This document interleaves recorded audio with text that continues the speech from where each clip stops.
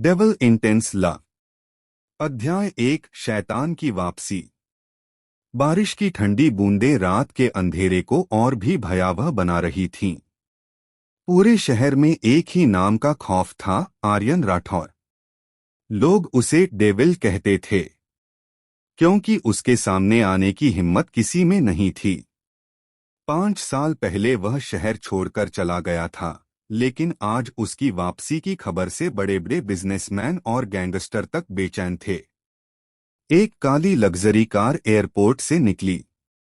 Car की पिछली seat पर बैठा आर्यन खिड़की से बाहर देख रहा था। उसकी गहरी काली आंखों में ठंडा गुस्सा था। सर, हम घर पहुंचने वाले हैं, ड्राइवर ने धीरे से कहा। आर्यन ने कोई जवाब नहीं दिया। उसका दिमाग अतीत में खो गया। 5 साल पहले एक लड़की ने उसकी दुनिया बदल दी थी। उसका नाम था अनन्या शर्मा। वह मुस्कुराती तो लगता जैसे पूरी दुनिया रोशन हो गई हो, लेकिन उसी लड़की ने उसे सबसे बड़ा दर्द भी दिया था। उसकी याद आते ही आर्यन की मुट्ठियां भींच गईं। अनन्या, उसने धीरे से उसका नाम लिया। इस बार मैं वापस आया हूं और अब तुम मुझसे बच नहीं पाओगी। दूसरी तरफ अनन्या अपने कमरे की बालकनी में खड़ी बारिश देख रही थी। वह एक सफल आर्किटेक्ट थी, शांत, समझदार और बेहद खूबसूरत, लेकिन उसकी आंखों में हमेशा एक अधूरापन रहता था। 5 साल पहले जिस लड़के से उसने प्यार किया था, वह अचानक गायब हो गया था। बिना किसी अलविदा के, बिना किसी वजह के। वह लड़का था आर्यन। अनन्या ने आंखें बंद कर लीं। काश तुम वापस आ जाते, उसने फुसफुसाया। उसे नहीं पता था कि जिस इंसान को वह याद कर रही है, वह उसी शहर में लौट चुका है और अब उसकी जिंदगी हमेशा के लिए बदलने वाली थी। अगली सुबह अनन्या अपनी कंपनी की नई मीटिंग के लिए तैयार होकर ऑफिस पहुंची। कॉन्फ्रेंस रूम में सभी कर्मचारी मौजूद थे। उनके नए इन्वेस्टर आने वाले थे।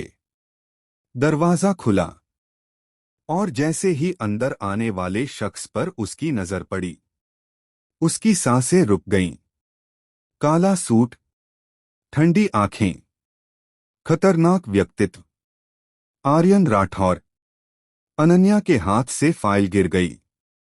आर्यन की नजरें सीधे उसी पर टिक गईं।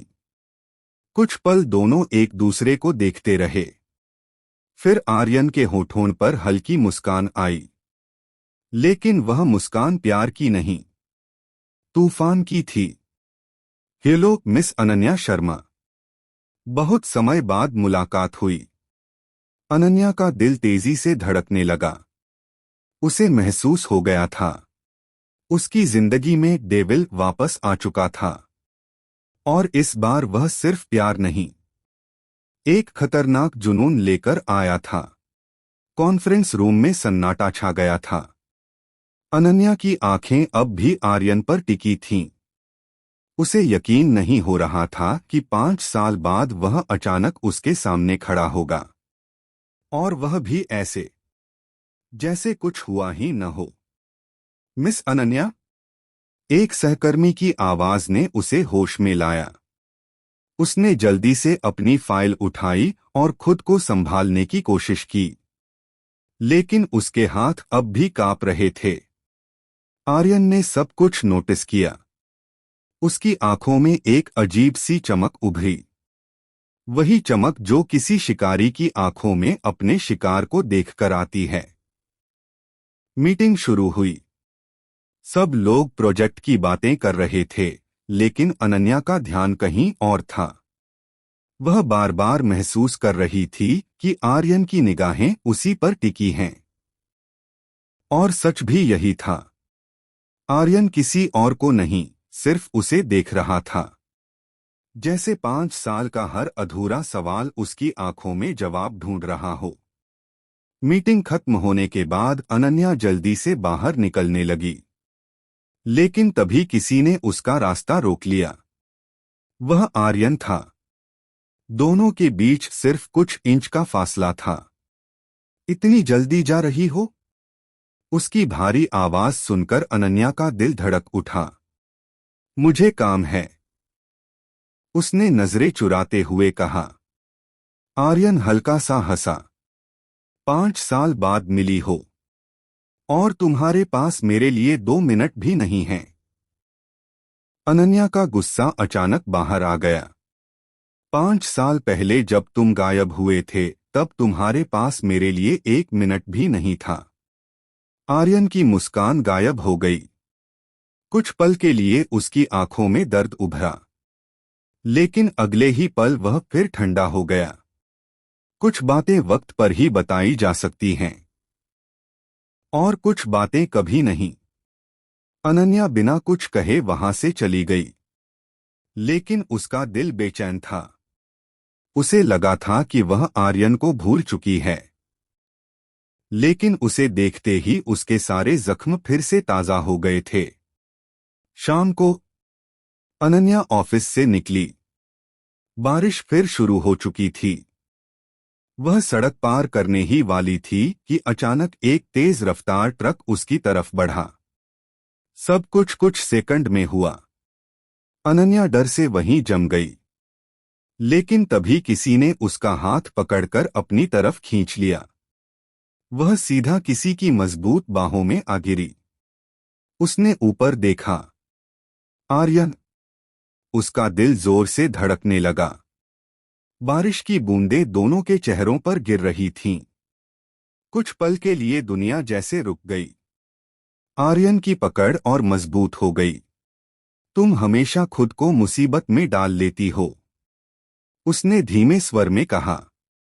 अनन्या उसकी आंखों में खोने लगी, लेकिन अगले ही पल उसने खुद को अलग कर लिया। मुझे तुम्हारी मदद की जरूरत नहीं है। आर्यन के चेहरे पर खतरनाक मुस्कान आई। मुझे पता है, फिर भी मैं तुम्हारी रक्षा करूंगा। उसी रात आर्यन अपने पेंटहाउस की खिड़की के सामने खड़ा था। उसके पीछे उसका सबसे भरोसेमंद आदमी खड़ा था।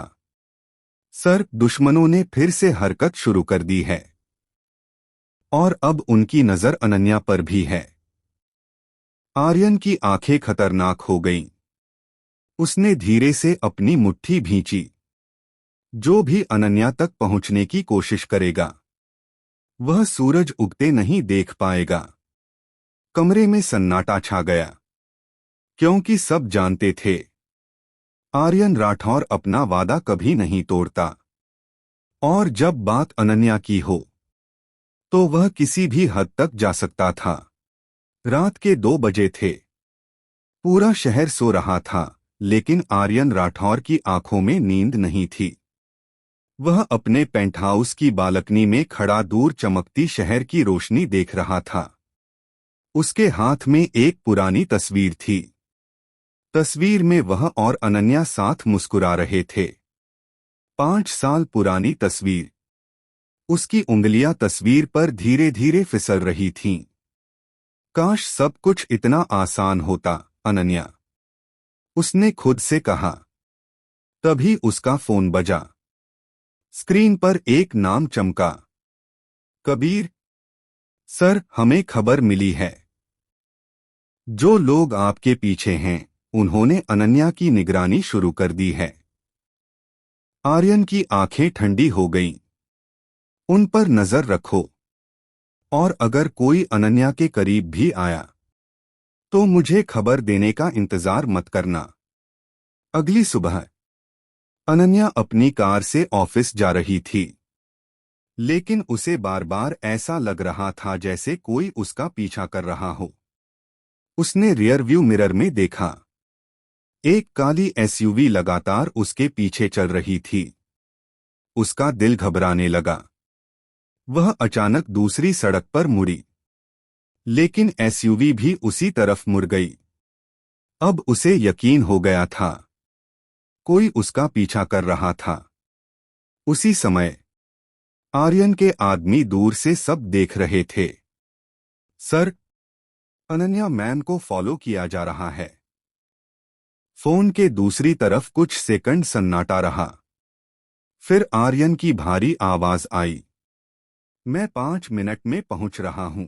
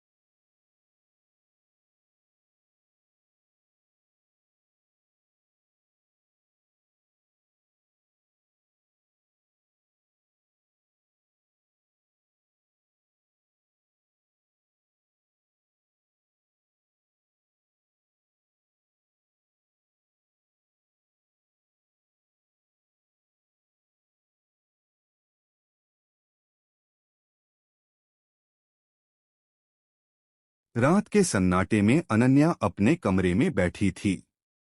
उसके सामने लैपटॉप खुला था। स्क्रीन पर सिर्फ एक नाम दिखाई दे रहा था, विक्रम मल्होत्रा। जितनी जानकारी वह जुटा पा रही थी, उससे एक बात साफ थी, विक्रम और आर्यन की दुश्मनी बहुत पुरानी थी। लेकिन वजह कहीं दर्ज नहीं थी, जैसे किसी ने जानबूझकर उस सच को दुनिया से छिपा दिया हो। अनन्या ने गहरी सांस ली। तुम आखिर क्या छिपा रहे हो, आर्यन? उसी समय शहर के बाहरी इलाके में एक पुरानी फैक्ट्री के अंदर विक्रम मल्होत्रा बैठा था। उसकी आंखों में नफरत जल रही थी। टेबल पर आर्यन और अनन्या की तस्वीरें फैली हुई थीं। आर्यन की सबसे बड़ी कमजोरी। उसने तस्वीर पर उंगली फेरते हुए कहा, अनन्या। उसके होठों पर खतरनाक मुस्कान आ गई। अगर शैतान को हराना है तो उसके दिल पर वार करना होगा। अगले दिन अनन्या अपने ऑफिस से निकली। उसे लगा जैसे पिछले कुछ दिनों की घटनाओं के बाद सब सामान्य हो गया है। लेकिन खतरा अभी खत्म नहीं हुआ था। वह पार्किंग की ओर बढ़ ही रही थी कि अचानक पीछे से किसी ने उसके मुंह पर कपड़ा रख दिया। कुछ सेकंड और उसकी आंखों के सामने अंधेरा छा गया। शाम। आर्यन एक बिजनेस मीटिंग में था। तभी उसका फोन बजा। कबीर की घबराई हुई आवाज आई, सर, अनन्या मैम का अपहरण हो गया है। कमरे में बैठे सभी लोग चुप हो गए। आर्यन के चेहरे से सारी भावनाएं गायब हो गईं। और यही सबसे खतरनाक संकेत था। क्योंकि जब आर्यन शांत होता था तब तूफान आने वाला होता था। लोकेशन। उसने सिर्फ एक शब्द कहा। 1 घंटे बाद आर्यन की काली एसयूवी सुनसान गोदाम के बाहर रुकी। अंदर दर्जनों हथियारबंद लोग थे। बीच में कुर्सी से बंधी हुई अनन्या बैठी थी। उसकी आंखों में डर था, लेकिन उसने हार नहीं मानी थी। तभी गोदाम का बड़ा दरवाजा खुला। आर्यन अंदर आया। उसके कदमों की आवाज पूरे हॉल में गूंज रही थी। विक्रम मुस्कुराया। Welcome devil. आर्यन की नजर सीधे अनन्या पर गई। वह सुरक्षित थी और यही उसके लिए सबसे जरूरी था। उसे छोड़ दो, आर्यन ने ठंडी आवाज में कहा। विक्रम हंसा। इतना प्यार करते हो उससे? मुझे लगा था शैतानों के दिल नहीं होते। आर्यन की आंखों में आग जल उठी। मेरे धैर्य की परीक्षा मत लो। विक्रम धीरे धीरे उसके करीब आया। 5 साल पहले तुम्हारे पिता ने मेरे परिवार को बर्बाद किया था और आज मैं तुमसे सब कुछ छीन लूंगा। यह सुनकर अनन्या चौंक गई। तो यह दुश्मनी आर्यन के पिता से जुड़ी थी। लेकिन इससे पहले कि कोई और कुछ समझ पाता, धड़ाम, गोदाम की लाइटें बंद हो गईं। चारों तरफ अफरातफरी मच गई और अगले ही पल गोलियों की आवाज गूंज उठी। कुछ मिनट बाद लाइट वापस आई। चारों तरफ विक्रम के आदमी बेहोश पड़े थे। आर्यन अनन्या के सामने खड़ा था। उसने उसके हाथों की रस्सियां खोलीं। अनन्या की आंखों में आंसू आ गए। तुम ठीक हो? आर्यन ने पहली बार नरम आवाज में पूछा। अनन्या ने सिर हिलाया और बिना सोचे उसके सीने से लग गई। कुछ पल के लिए समय रुक गया। आर्यन ने धीरे से उसे अपनी बाहों में भर लिया। उसकी आंखें बंद हो गईं, जैसे वह इस पल को हमेशा के लिए रोक लेना चाहता हो। लेकिन उसी क्षण दूर खड़ा विक्रम मुस्कुरा रहा था, क्योंकि उसकी असली चाल अभी शुरू हुई थी।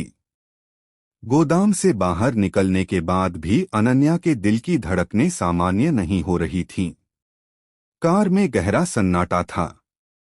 बारिश की बूंदें शीशे पर गिर रही थीं और सड़क की रोशनियां धुंधली दिखाई दे रही थीं। आर्यन ड्राइव कर रहा था। उसका चेहरा हमेशा की तरह शांत था, लेकिन उसकी उंगलियां स्टीयरिंग पर कसकर जमी हुई थीं। वह अंदर ही अंदर गुस्से से जल रहा था, क्योंकि विक्रम ने सिर्फ अनन्या का अपहरण नहीं किया था, उसने आर्यन की सबसे बड़ी कमजोरी को छू लिया था। कुछ देर बाद, तुम हमेशा मेरी जान बचाने क्यों आ जाते हो? अनन्या ने अचानक पूछा। आर्यन ने एक पल के लिए उसकी ओर देखा, फिर वापस सड़क पर ध्यान दिया। क्योंकि मैं तुम्हें खो नहीं सकता। उसकी आवाज धीमी थी, लेकिन उसमें सच्चाई थी। अनन्या का दिल एक पल के लिए रुक सा गया। 5 साल पहले वह यही सुनना चाहती थी, लेकिन तब उसे सिर्फ खामोशी मिली थी। अगर इतना प्यार करते थे, उसकी आंखें नम हो गईं, तो मुझे छोड़कर क्यों चले गए थे? कार अचानक सड़क किनारे रुक गई। कुछ पल तक दोनों चुप रहे। फिर आर्यन ने जेब से एक पुरानी चाबी निकाली। क्योंकि अगर मैं रुकता, उसने धीरे से कहा, तो शायद तुम आज जिंदा नहीं होती। अनन्या हैरान रह गई। आर्यन ने उसे एक छोटी सी डायरी दी। डायरी पुरानी थी, उसके किनारे घिस चुके थे। यह मेरे पिता की डायरी है। इसमें वह सच है जो मैं 5 साल से छिपा रहा हूं। उस रात अनन्या अपने कमरे में बैठकर डायरी पढ़ने लगी। हर पन्ने के साथ उसकी आंखें बड़ी होती जा रही थीं। उसे पता चला कि आर्यन के पिता एक बड़े बिजनेसमैन थे, लेकिन उनका एक खतरनाक दुश्मन भी था। विक्रम का पिता। दोनों परिवारों के बीच वर्षों से दुश्मनी चल रही थी और उसी दुश्मनी में कई निर्दोष लोगों की जान गई थी। डायरी के आखिरी पन्ने पर एक लाइन लिखी थी, अगर मेरे बेटे को कभी प्यार हो जाए तो उसे उस लड़की से दूर रहना होगा, क्योंकि हमारे दुश्मन उसके प्यार को ही उसके खिलाफ इस्तेमाल करेंगे। अनन्या की आंखों से आंसू बहने लगे। अब उसे समझ आ गया था, आर्यन उसे छोड़कर गया नहीं था, बल्कि उसकी रक्षा करने के लिए खुद उससे दूर हुआ था। अगले दिन अनन्या सीधे आर्यन के पेंटहाउस पहुंची। दरवाजा खुला। आर्यन सामने खड़ा था। कुछ कहने से पहले ही अनन्या उसकी तरफ बढ़ी और उसे कसकर गले लगा लिया। आर्यन स्तब्ध रह गया। मुझे माफ कर दो। अनन्या की आवाज कांप रही थी। मैंने कभी तुम्हारी मजबूरी समझने की कोशिश नहीं की। आर्यन ने धीरे से उसकी आंखों से आंसू पोंछे। अब सब ठीक है। दोनों की आंखें एक दूसरे में खो गईं। सालों की दूरी, दर्द, गलतफहमियां, सब जैसे उस पल में पिघलने लगीं। आर्यन ने उसके माथे को चूमा और पहली बार उसके चेहरे पर सच्ची मुस्कान आई। तुम हमेशा से मेरे दिल की कैदी थीं, अनन्या। लेकिन उसी समय शहर के दूसरे कोने में विक्रम एक पुराने गोदाम में बैठा था। उसके सामने एक फाइल खुली हुई थी। उस फाइल में एक तस्वीर थी, एक लड़की की तस्वीर। वह लड़की बिल्कुल अनन्या जैसी दिखती थी। विक्रम मुस्कुराया।